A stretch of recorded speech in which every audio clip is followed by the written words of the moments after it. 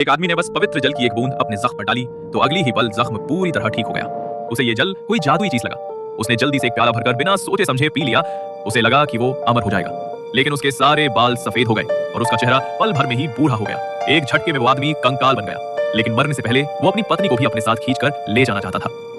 Subscribe कर दो वरना नींद नहीं आएगी। लेकिन पीछे खड़ा रोहित वक्त पर आ गया और उसे रोक लिया और वो सुरक्षित बच गई। लेकिन इतनी डरावनी चीज देखने के बाद भी रोहित बहुत शांत रहा। उसने भी एक प्याला पवित्र जल भरा, पर उसने उसे पिया नहीं बल्कि जमीन पर रख दिया और कहा, ये केवल उसी के लिए है जो इसके लायक हो। पलक झपकते ही 300 साल बीत गए। पहले जहाँ गुफा हुआ करती थी अब वहाँ एक रेगिस्तान बन चुका था, लेकिन वो पवित्र जल का प्याला वहीं पड़ा था। उसी समय एक गंजा आदमी वहाँ से गुजरा। वो बहुत प्यासा था। जैसे ही उसने हाथ बढ़ाया एक लाल चमकदार रोशनी चमकी और उसे धूल में बदल दिया। लेकिन ये देखकर पास खड़ा कमल घबरा गया। वो 3 दिन से प्यासा था और अगर अब पानी नहीं मिला तो वो भी यहीं दम तोड़ देगा। ये सोचकर उसने जल का प्याला उठा लिया। अचंभे की बात ये थी कि उसे कुछ नहीं हुआ, बल्कि जैसे ही उसने जल पिया उसके शरीर के जिस हिस्से ने जमीन को छुआ वहां हरियाली और जीवन उगने लगे। कमल हैरान रह गया। उसे अब समझ आया कि पवित्र जल ने न सिर्फ उसकी जान बचाई बल्कि उसे अलौकिक शक्तियां भी दे दी। सब्सक्राइब करते कि